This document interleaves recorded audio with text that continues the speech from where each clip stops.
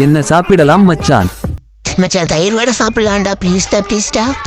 என்னது தயிர் வடையா? ஆமா மச்சான், தயிர் வடை சாப்பிடலாம்டா. சரி சொல்லு, சாப்பிடுவோம். மச்சான் வாடா, வெளியே போய் சாப்பிட்டு வரலாம். மச்சான் தயிர் வடை சாப்பிடலாம்டா.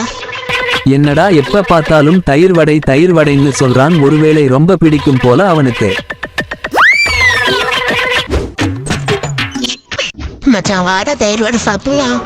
டேய் போடா, எனக்கெல்லாம் தயிர் வடை வேணாம். எப்ப பார்த்தாலும் இதையே சொல்ற, எது கூட இதையே சாப்பிட்டுட்டு இருக்க. அதான் மச்சான், கொஞ்சம் மேல பாரு. தயிர் வடை கேள்விப்பட்டிருக்கீங்களா? அந்த தயிர் வடையை வாங்கி நீங்க சாப்பிடுங்க, உங்க நண்பர்களுக்கு கொடுங்க. அதை முடிச்சிட்டு உங்க காதலை சொல்ல போங்க. அடங்கப்பதாமிரபரணியில் தலைக்கு குளிக்க. டேய் இன்னுமாடா இந்த மாதிரி ஜோசியர் எல்லாம் நம்பிட்டு இருக்க? மச்சான் லாஸ்டா ஒரு தயிர் வடைடா.